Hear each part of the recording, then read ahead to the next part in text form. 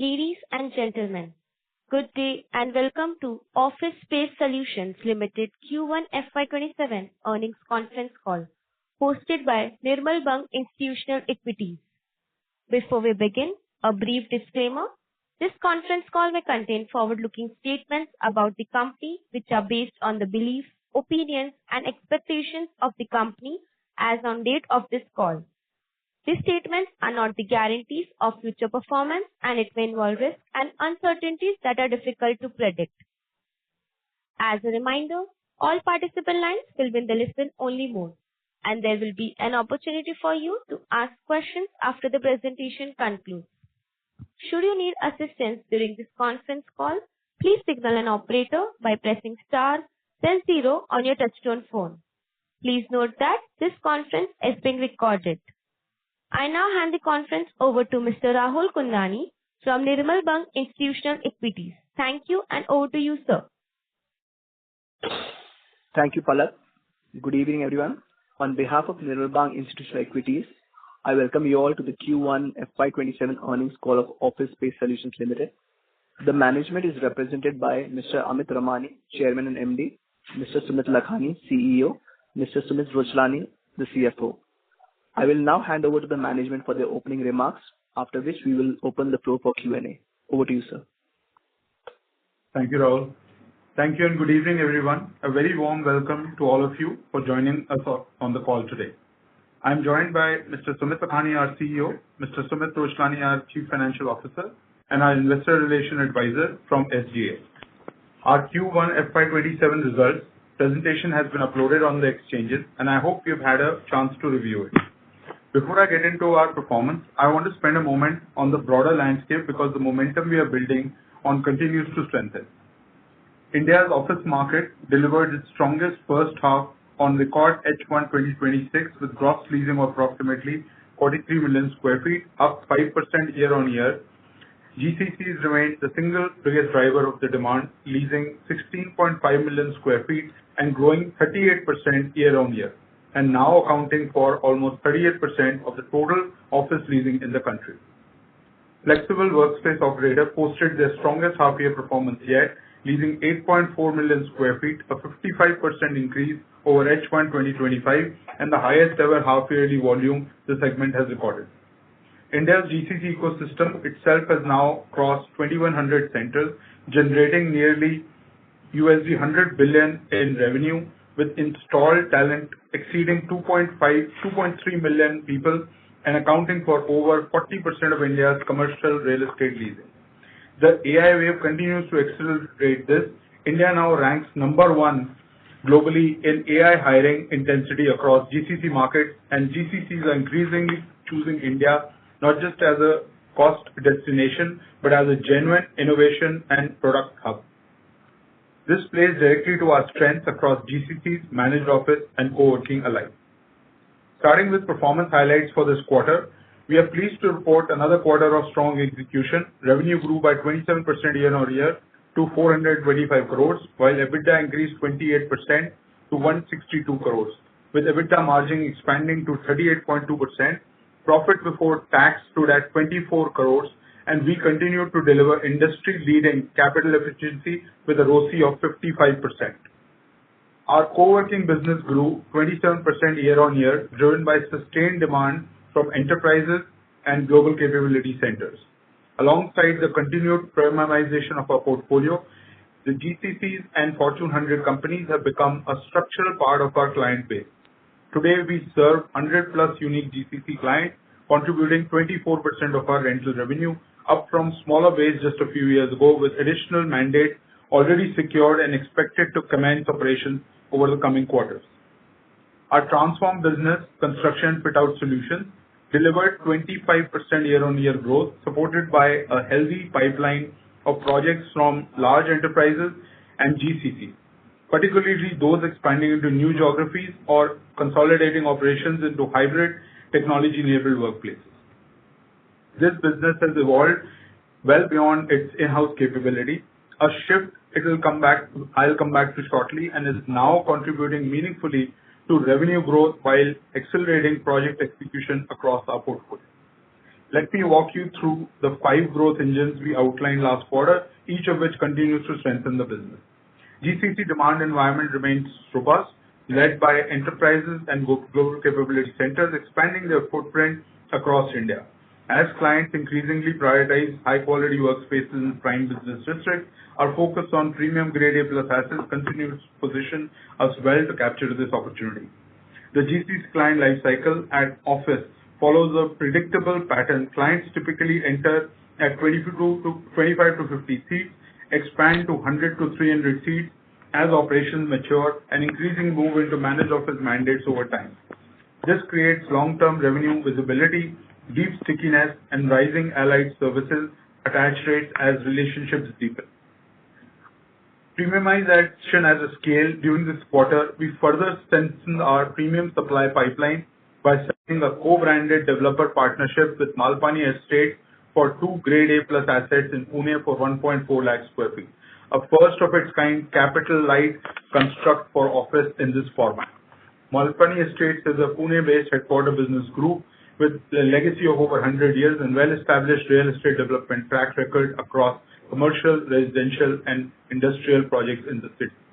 Partnering with a developer of this pedigree gives us confidence in both the quality of the assets and the pace of delivery.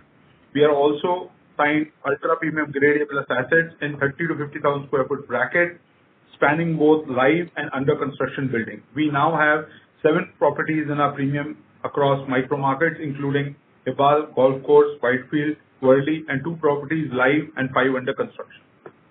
These additions reinforce our presence in high demand micro markets and are expected to command pricing of which is 30 to 50% higher than our existing portfolio, providing a strong runway for future revenue growth and margin expansion. As of June 30th, we operated 37 gold and elite centers across key enterprise and GCC hubs. Premiumization is translating into structurally better realization, stronger pricing power, longer client relationships, and a high-quality revenue mix. And importantly, the full financial benefit is still ahead of us. These centers continue to mature. We have also continued to build on our wellness and compliance credentials. Office remains the first portfolio-wide certified co-working brand with WELL ratings now spanning 35 centers. Our premium footprint now spans key GCC hubs, including all 7 Tier 1 cities, giving us presence exactly where premium demand sits. These centers are increasingly the front door for enterprise conversion, large managed office mandates, and high allied service attachments. Our execution pipeline remains healthy, with firm focus on adding supply where enterprise demand is deepest, not simply expanding for its own sake. The next engine is multi-format supply, and with quarter, it's worth talking through in some depth because the strategy is now showing up clearly across all 3 distinct pillars. The first is our revamped managed aggregation model, which runs into 2 arms. The first arm is developer partnerships. During the quarter, we signed a partnership with Malpani Estate, a leading Pune-based institutional developer for 2 grade A+ properties spanning across 1.4 lakh sq ft. This is joint branding construct and, to our knowledge, the first of a kind partnership model in Indian flex. It gives us grade A+ supply at scale with low balance sheet drag, directly strengthening our industry-leading ROCE. The second arm is Classic MA, where we apply strict filters to build a distinct product from value format players, focused squarely on higher seat realization and higher velocity of sale. We have signed 6 grade A properties across premium micro markets, including Viman Nagar in Pune, Thane in Mumbai, Rajarhat in Kolkata, and Sector 62 in Noida, with 7 more properties in the pipeline at approximately 3 lakh sq ft. The second pillar is selectively. While we are using deliberately for ultra-premium assets, the scalpel, not the default. These are signed in 30 to 50,000 sq ft bracket, live and under construction, and our pipeline here now stands at 7 properties. The strategy here is to build real depth in 5 to 7 core micro markets and become the number 1 operator in each rather than spreading ultra-premium supply thin. The third pillar is partial managed office, our hybrid model that gives us anchor unit economics from day 1 and co-working yield on the balance of the center. We sign a property only once 50% of the more seats are already committed at an enterprise or GCC client, with the remainder filled through co-working. What particularly encouraging is how broadly this format is resonating. We have now signed partial MO clients spanning across auto components players, a mobility platform, a global retail and luxury group, and a technology talent company. 4 very different businesses, one format. That's real validation that this isn't a niche solution. It's a genuinely scalable model. Taken together, these 3 pillars give us 12,000 plus seats on track in H1 of FY27, and we remain on course to meet our full year supply guidance. Organic growth is the 4th engine, expansion from within our existing client base, and one of the most powerful, often underappreciated levers we have. We have seen faster sale velocity with higher renewals across smaller cohorts and larger seats expansions from existing client base. Thus, this translated into real velocity this quarter. We sold 13,000 seats in Q1 for FY27 alone, reinforcing the demand across our client base remains large, long tenure, and structurally sticky. More importantly, we continue to see a natural expansion journey within our client base. A customer may initially enter through co-working, subsequently move into managed office solution, and eventually engage office transform for design and build service. This creates a powerful compounding effect that strengthens customer relationships while increasing wallet share over time. Alongside this, we continue to actively optimize the portfolio where center no longer meets our return thresholds or fit our premium portfolio strategy. We exit, redeploy capital into better opportunities. This disciplined portfolio management remains one of the key advantages of our capital-light business model.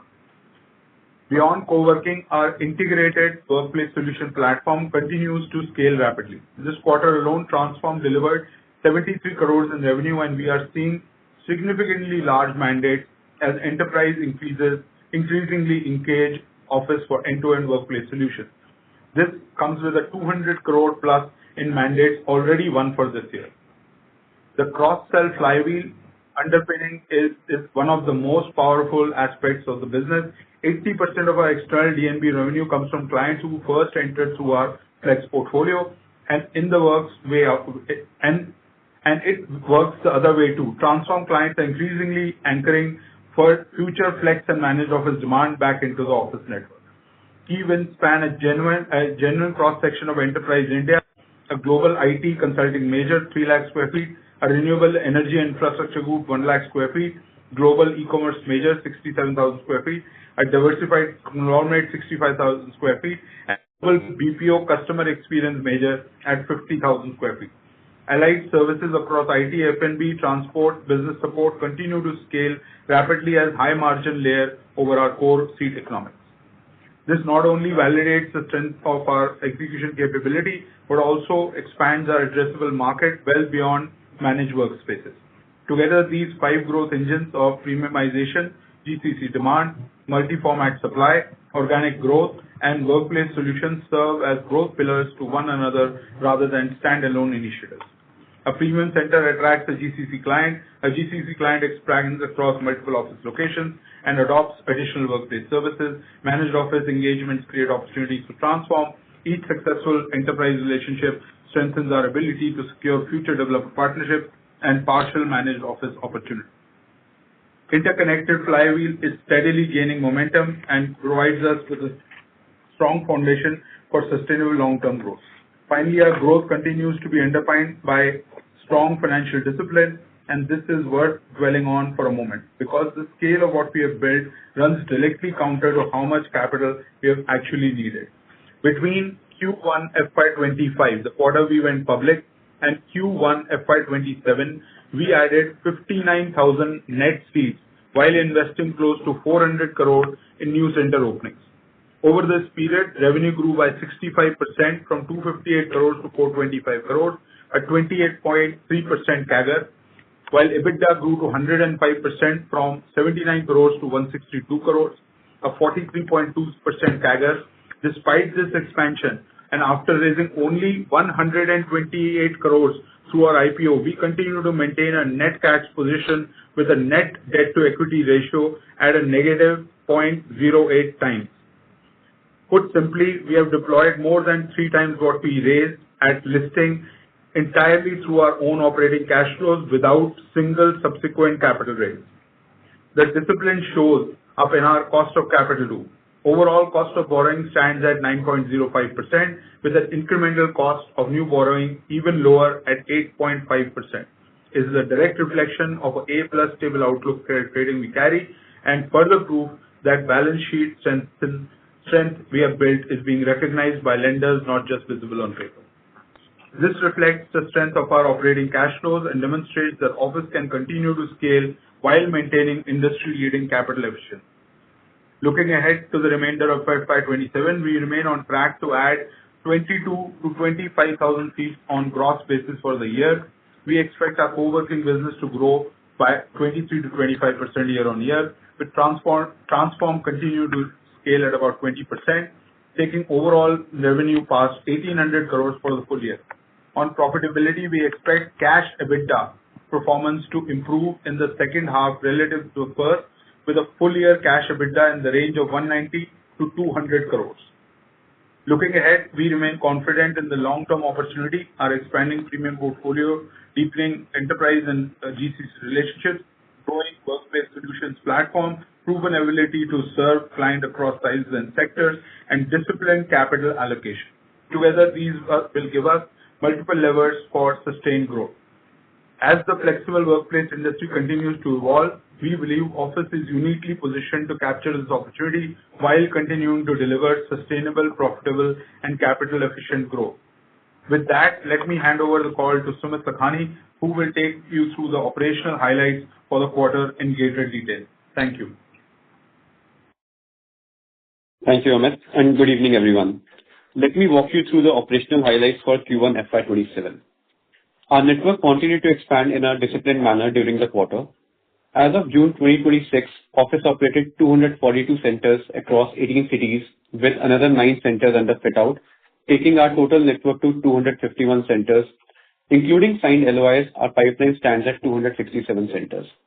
On the seat front, our operational capacity increased to approximately 159,000 seats, while total capacity, including centers under fit-out, reached 170,000 seats. Including signed LOIs, our total supply stands at over 185,000 seats. During the quarter, we added approximately 4,600 gross seats against roughly 1,800 seats exited as part of our portfolio consolidation. We remain on track to accelerate additions through the balance of the year as our premium pipeline becomes operational. Consistent with our strategy, virtually all our new supply continues to be concentrated in premium grade A assets across high-demand micro markets. During the quarter, our elite portfolio expanded from 8 to 10 centers, while our gold portfolio remained at 27 centers, further strengthening our premium offerings for enterprise and GCC clients.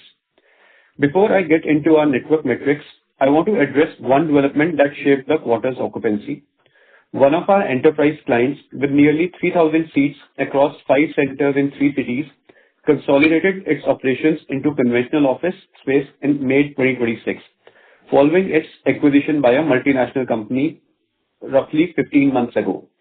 As a result, occupancy across centers operational for more than 12 months stood at 83%, marginally lower than last quarter, while overall portfolio occupancy held steady at 76% in line with Q4. Despite absorbing this one exit, which speaks to the underlying strength of demand across the rest of the portfolio. It's also worth remembering that in a business of our scale, 1.5 to 2% of inventory naturally churns every month as enterprise clients expand, consolidate, or relocate. This was simply a larger, more concentrated instance of the same pattern. Importantly, the replacement cycle has already begun. We have pre-committed a significant chunk of the vacated capacity, and the balance is seeing healthy traction from enterprises and GCCs evaluating premium workspaces across our network, in several cases at a better pricing than the existing client was paying. On the demand side, our active client base increased to over 3,600 clients. Client stickiness continues to improve. The weighted average client tenure is increased to 38 months, while average lock-in tenure improved to 26 months, providing greater revenue visibility and reinforcing the resilience of our business model. Our enterprise-led positioning remains intact. Corporates and MNCs continue to account for approximately 64% of our client base, supported by a well-diversified mix of SMEs and startups. Sector diversification also remains healthy, with technology, professional services, and BFSI continuing to be key demand drivers during the quarter. Our client base remains deliberately diversified by design rather than by chance. By industry, technology accounts for 39% of our client mix, professional services 21%, manufacturing 12%, BFSI 13%, healthcare and life sciences 5%, with the balance spread across other sectors. No single sector represents an outsized dependency, and our resilient sectors, those less exposed to cyclical downturns, account for over 40% of the base, insulating occupancy through cycles. By domicile, 52% of our clients are India headquartered, driving faster conversions and shorter ramp cycles, while 43% are North American or European headquartered, bringing structured mandates, better tenures, and higher allied services realizations. From a portfolio perspective, we continue to maintain a balanced mix of across seat cohorts. Large enterprise clients remain an important part of the network, while smaller and mid-sized clients continue to provide occupancy velocity and a healthy funnel for future managed office opportunities. Clients with 500 plus seats account for 37% of our portfolio, our most premium and stickiest segment. Let me also give you a fuller picture of our GCC business. As of June 30, we serve 100 plus unique GCC clients contributing 24% of rental revenue across 9 cities in India. The parentage have skews heavily towards North American. 79% of our GCC clients are North America headquartered, with 15% from Europe and remaining 6% from Asia and ANZ. Our focus remains deliberately mid-market. These are global enterprises, not legacy captives, and we continue to see strong traction from first-time and early-stage GCCs entering India. We hold clear leadership in the micro and nano categories, which is 25 to 100 seats, and we are increasingly winning large GCC mandates too, with multiple mandates over 1,000 seats now closed. The client lifecycle here follows a predictable pattern. Client typically enters at 25 to 50 seats in co-working or gold elite formats, expand to 100 to 300 plus seats, and into managed office as operations mature and deepen their allied services attachment as tenures lengthen. This is why GCCs choose Office specifically. One platform for launch of operations, expansions, workspace strategy, planning, and grade A+ fit-outs entirely in-house. A single partner across IT, F&B transport, and business support, and long-standing consultant relationships that give us first right to pitch on new mandates. Overall, the operational indicators continue to move in the right direction. We are expanding our premium network in a disciplined manner. Occupancy has held firm despite a one-off client event. Client relationships are becoming deeper and stickier, and the quality of demand remains robust. Combined with our healthy supply pipeline, we believe the business is well positioned to sustain its growth momentum over the coming quarters. With that, I'll hand over the call to Sumit Rashlani for the financial update.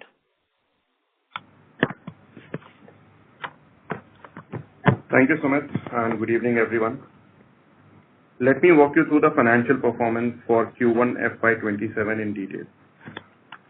At the outset, from this quarter onwards, we have introduced cash EBITDA as an additional financial metric to provide investors with greater visibility into the underlying operating performance of a business. Over last few quarters, we have received feedback and suggestions from investors and analysts covering our sector to use cash EBITDA as one of the key metrics. Therefore, we have adopted it as one of the financial metrics going forward, to give investors additional view on the financial performance over and above the reported Ind AS financials and other metrics that we have been reporting. The said metric has been reported on slide number 20. For the current quarter, the metric and related reconciliations and adjustments have been validated by MSKA and Associates LLP, which is part of PDO network, under an agreed upon procedures engagement as a good corporate governance practice. For the quarter, reported revenue from operations as per Ind AS stood at 425 crores. registering a growth of 27% year-on-year. Within this, a co-working and allied services segment grew 27% year-on-year to 352 crores. The construction and fit-out services, our transformed business, grew 25% year-on-year to 73 crores. Moving to profitability, reported EBITDA as per Ind AS was 162 crores, up 28% year-on-year. The profit before tax as per Ind AS stood at 24 crores, up 135% year-on-year. Referring to slide 20 of the presentation, under Ind AS 116, certain long-term lease arrangements are accounted for as finance leases, which impacts the timing of revenue recognition. Adjusting for these accounting treatment, normalized revenue stood at 437 crores, reflecting a healthy 35% growth year-on-year.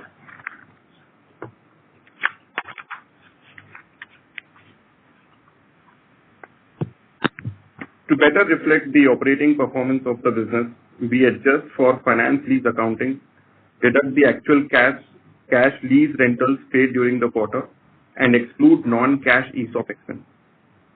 On this basis, cash EBITDA stood at 44 crores, up approximately 34% year-on-year, with the cash EBITDA margins at 10.1%. Operating PBT stood at 11 crores compared to 10 crores in the corresponding quarter last year. Our balance sheet remains in excellent shape. We continue to maintain a net cash position with net debt to equity at 0.08x, reinforcing the financial discipline that underpins our growth. On returns, ROCE is sustained at 55%. Just as importantly, our revenue to gross fixed assets ratio came in at 1.5 times. Overall, the quarter reflects continued healthy growth in our core business and improving profitability. With that, we conclude our opening remarks and would like to open the floor for questions and answers. Thank you very much. We will now begin the question and answer session. Anyone who wishes to ask a question may please press star and 1 on their touchtone telephone. If you wish to remove yourself from the question queue, you may press star and 2. Participants are requested to use handsets while asking a question. Ladies and gentlemen, we'll wait for a moment while the question queue assembles.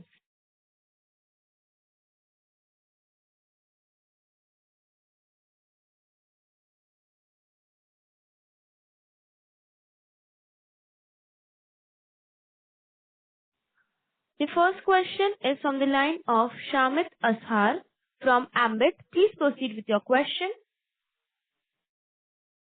Hello, am I audible? Yes, sir.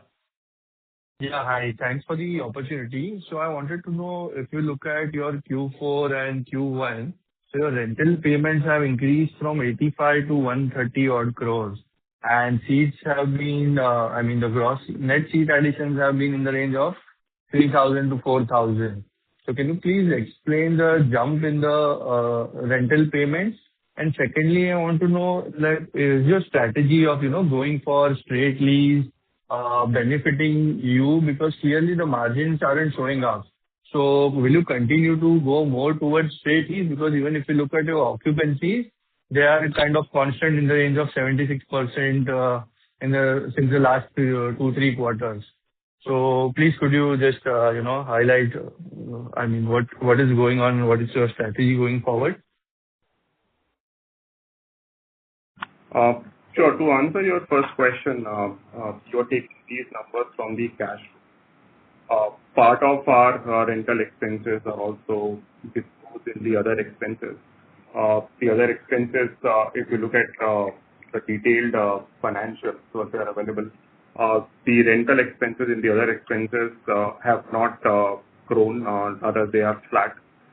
So the rental expenses that are part of other expenses primarily includes the rental paid as profits on managed aggregation model, and as well as rental paid on the lease transactions where we were out of lock-in, which means that we were not doing the accounting for those leases under 116, and rental was being accounted as it would get accounted in pre-Ind AS era. So if you now consider both, then the growth or the growth percentage is in line with the growth in the seats. So I hope I answered your question.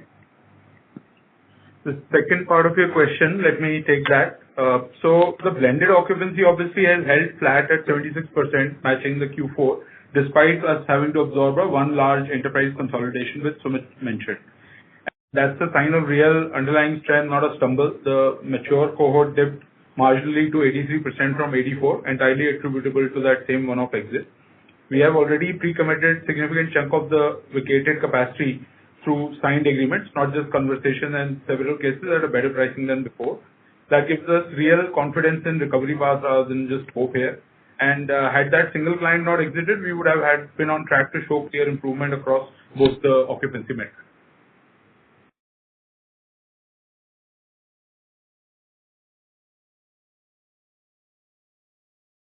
Hello, Samit sir. Is your question answered? Hello. Yeah. And I also wanted to know, managed aggregation model is like your core strength, and since last quarter, even it was 62% and now it's, I think, 57%.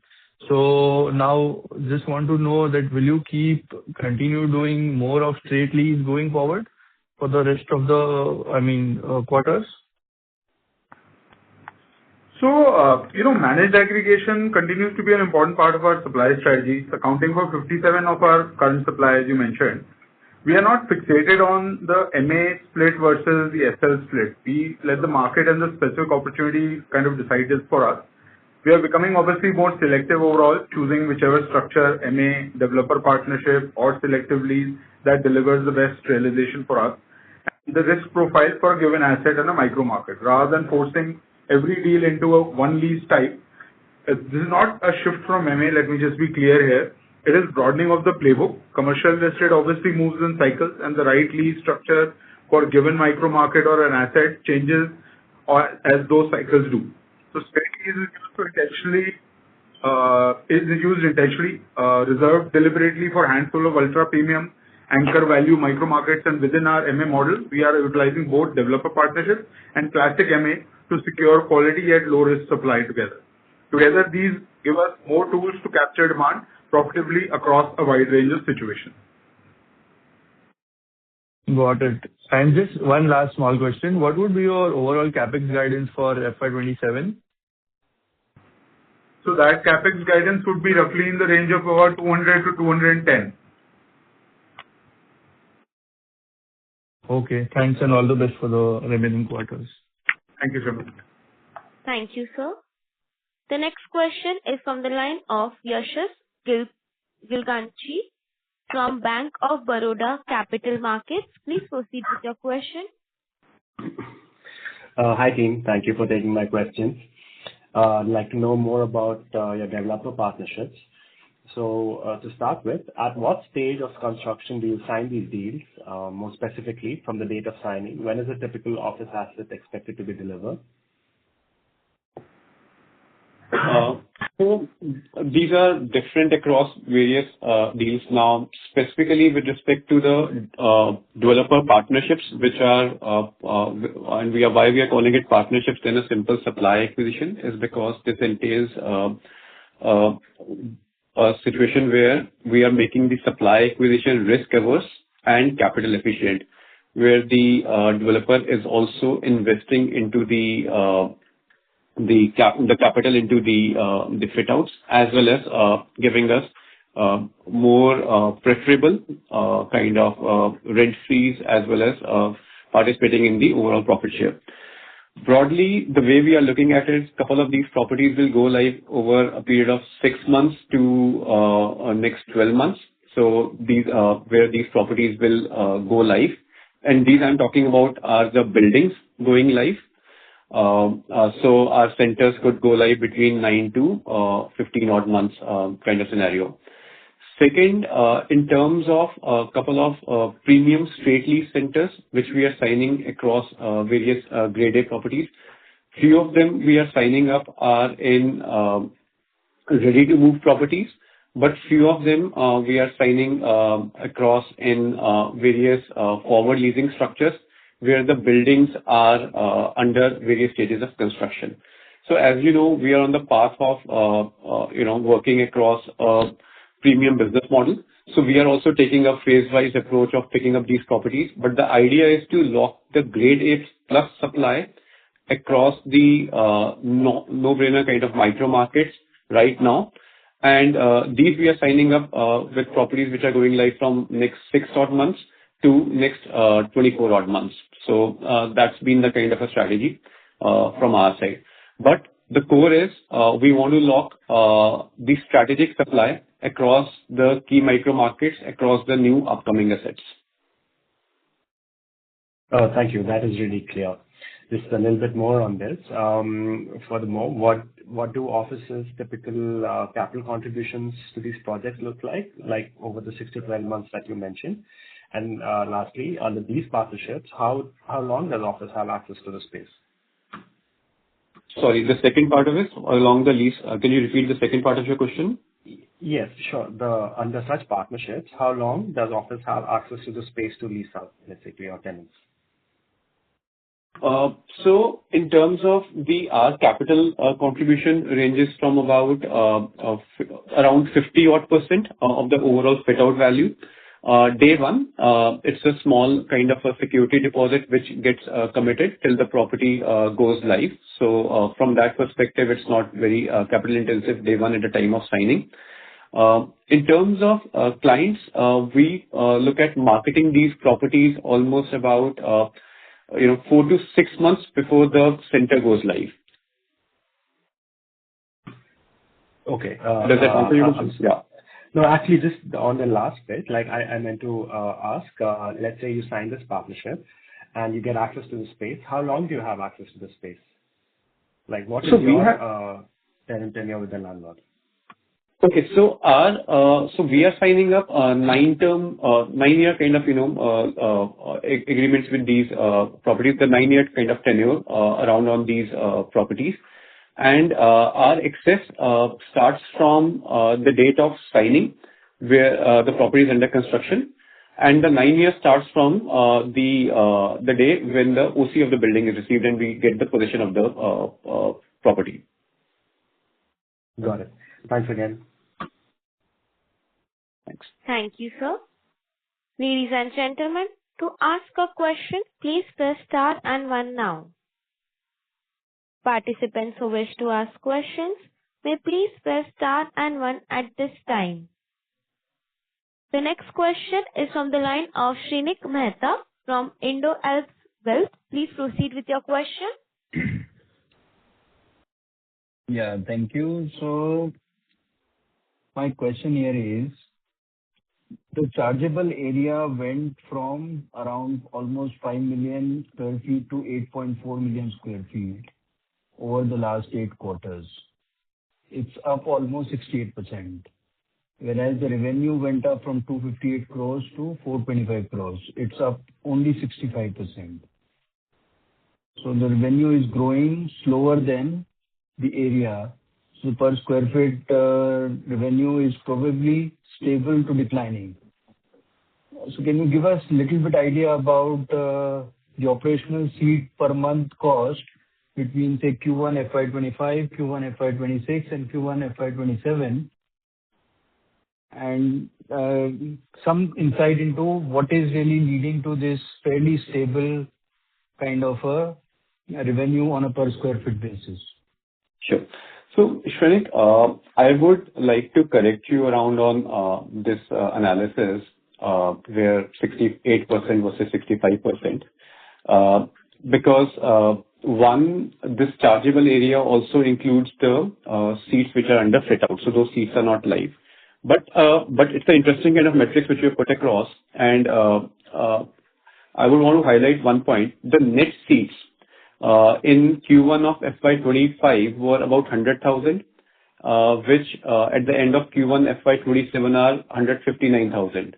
So which is 59% is the net operational seat increase. Now, corresponding to this 59% net seat increase, we had a 65% kind of a revenue growth. So from that perspective, we are doing well. And on top of it, if you factor in 76% as a blended occupancy, so revenue growth clearly is going to outgrow in terms of the overall seat growth and as well. Okay. But in this period, Amit, you've also increased the number of gold centers. You have 37 gold centers and elite centers, where probably the cost per seat would be much higher, right? In the other markets or other setups, do you see almost a flat prices? Because the market is so robust. I mean, we should expect price to go up on a per square foot basis, right? So, if you look at the overall seat realization trend, even over the last couple of quarters, let's say 8 quarters also, you would see the price per seat as a trend almost going up almost every quarter. See, our business inherently, even in a single kind of a center from same kind of a customer also, gives us an opportunity to have at least 4 to 7% kind of contractual escalation from the same customer. So from that perspective, we are seeing price realization increasing. Second, last 12 to 14 months, the kind of focus we had with respect to getting more premium centers on board, that's also reflecting in the overall, price realization. So it has, I don't have a clear number, but at least from Q1 of FY25 to Q1 of FY27, if we would look at the percentage kind of price increase on a seat basis, it would look very healthy.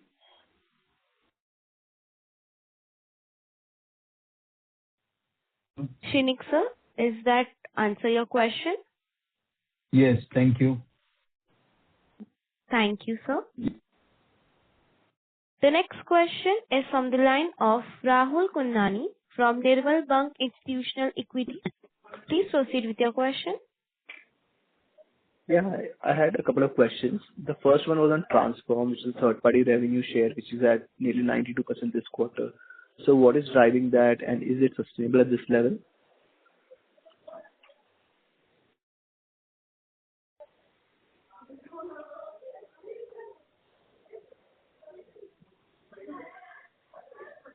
Oh, sorry. Can you hear me? Yeah. Am I audible? Yes, sir. Yeah. Yes, sir. Yeah. So third-party mix obviously has flipped structurally. Transform started when we initially started. It started off as a captive fit-out arm, serving our own centers today. And today it's majorly third-party, externally facing design and build business, compounding on its own momentum at this stage. The shift obviously is being driven by enterprise and GCCs increasingly engaging Office strictly for multi-city national fit-out mandates and self-reinforcing cross-sell loop where flex relationships convert into Transform and Transform clients turn into anchor future flex and managed office demand. So it's obviously worth noting that the split will move around a bit quarter to quarter, but since it's partly a function of how many projects under MA are being delivered and built in any given period, not a fixed ratio. 92% is general reflection of this quarter's delivery mix. We would expect the number to stay structurally high, even if it moves within a range depending on project phasing. Right. What are the margins in this business now? Where do you see the stable state margin in the business? So the margin profile of the business is kind of split into two. When we do what we do with our landlord partners, typically it would be about a 15% gross margin. And if I was to look at the third party margin, that ranges anywhere between 18 to 20%.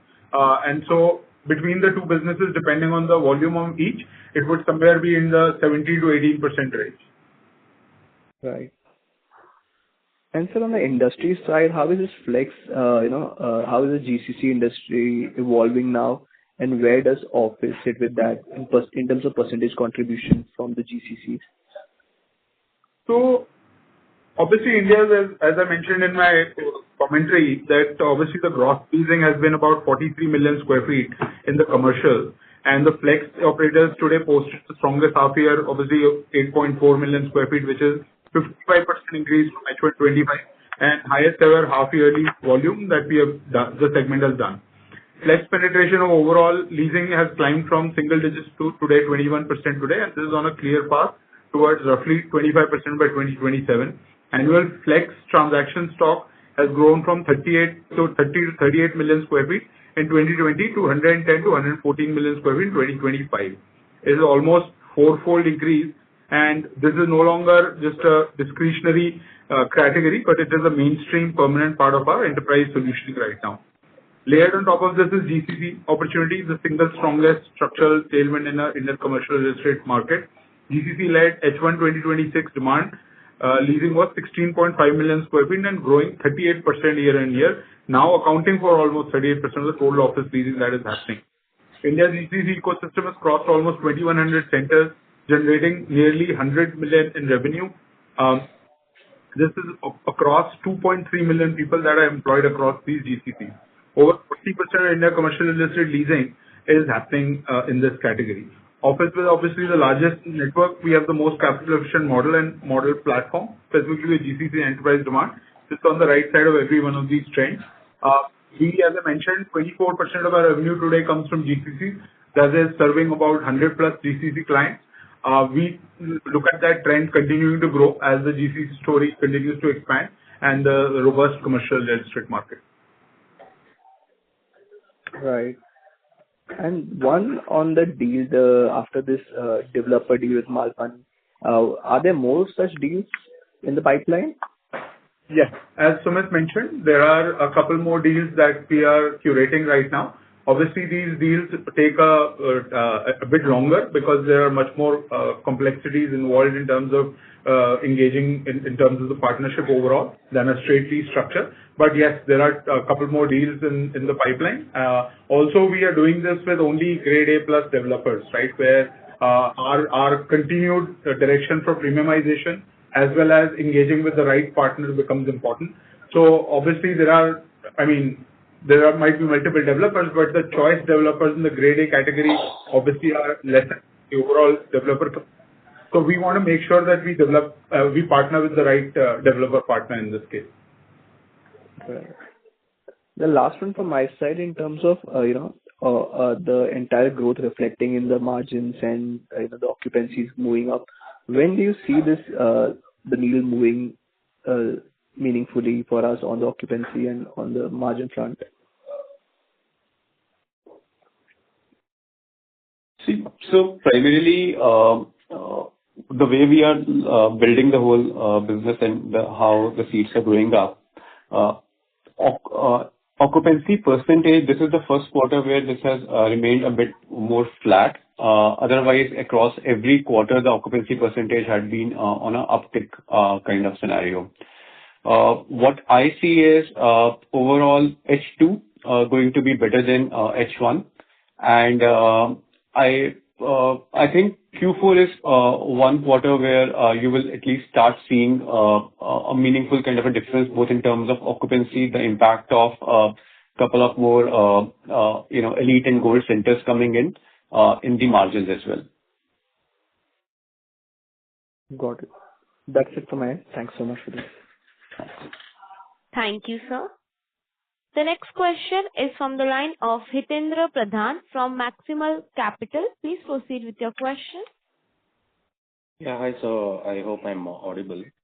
Yes, so sir. My first question is regarding the pipeline of the premium and grade A assets that you commented earlier.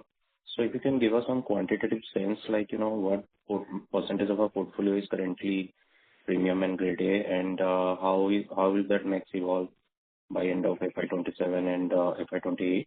And are all these institutional, or we have some non-institutional mix here as well? So overall, as Sumit had highlighted, that we have about 250 odd centers, 242 centers that are live as we speak. Out of those, about roughly 31 centers are in the gold and 37 centers are in the gold and premium category. So that approximately makes it about roughly 15% of the portfolio is in the premium category. This year we have, as you mentioned in our commentary, There are 7 additional properties that are in LOI stage, and there are 6 properties that are in fit-out stage. All of these, whatever 13 odd properties, are all in the premium. I would say majority of these, at least, I would say 10 out of the 13 are in the premium category, which includes gold and elite type of centers. So by the end of this year, we anticipate by FY27, this 85-15 split could be more closer to 80-20 split. Okay. And so all of these are like institutional developers? Yes. Or All of these are institutional assets in I mean select micro markets. Yeah, but all are institutional. Okay. Okay. And my second one is on the outlook, the revenue and the cash EBITDA guidance that you provided, and thanks for disclosing that, by the way. So, sir, if I, take 25% of revenue growth and 200 CR of, cash EBITDA, that comes about 10% sort of margin, right? I mean, I was expecting this margin number to be slightly higher as long as we maintain the mature cohort occupancy intact at like 85%. So can you explain, I mean, is it understated or we are expecting some kind of attrition in our mature cohort? If you can just elaborate on that guidance. Thank you. See, in terms of the overall guidance, one thing, yes, you are right. Our margins currently are the cash EBITDA margins are looking somewhere in the range of 10 odd %. What I would say is H1, we are seeing a couple of impacts on the margin. One, as we mentioned, a large kind of a customer moving out. Where our model is a bit different than everyone else is we follow a very diversified kind of approach. So while the customer moved out across from 5 different centers, we prefer to refill those centers. So we are carrying on the fixed assets, fixed cost around for those centers because we know that we would be able to continue with those centers over the next 5 to 7 years. We'll have to take a minor kind of a shock. Second, specifically with respect to H1, we had been a bit under on margin pressure because a large portion of our portfolio was signed up in 2021, and there was across a couple of properties, there was a kind of a commercial reset which was happening after 5 years. There is a kind of a timing gap between when these the rental increases on what we pay to the developer or to the space owner versus what we receive from the customer, because the customers, everyone has very different kind of renewal cycles. So while we are able to pass on through the increased pricing, but there is 3 to 4 quarters kind of a pricing, a timing difference around on it. So these had been a kind of a reason that H1 you are seeing around this way. Overall, H2 we think will outperform H1. And, that's primarily the kind of way why we think in the whole of the year, closer to 1,800 odd crores with 195 to 200 crore kind of cash EBITDA will come around. I'm actually hopeful that in Q4, you will see a kind of a meaningful difference around on things. Okay. Thank you, sir. Thank you. Thank you, sir. Ladies and gentlemen, to ask a question, please press star and 1 now.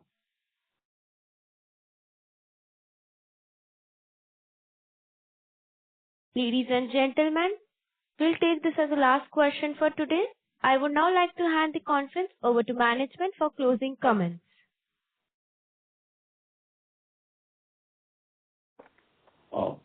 Do we have a last question or should we you put it back to me? So, for closing comments, I have handed over to you. Okay, thank you. So, thank you everyone for joining us today. To close, I would say the 5 engines of growth are in place and the business is in its strongest position yet to compound on this foundation through the whole of FY27. Should you have any further questions or require clarifications, please feel free to reach out to SGA, our investment relation advisors. And thank you once again and have a great evening. Thank you, sir. Thank you. Thank you. On behalf of Nirmal Bang Institutional Equities, that concludes this conference call. Thank you all for joining us, and you may now disconnect your lines. Thank you.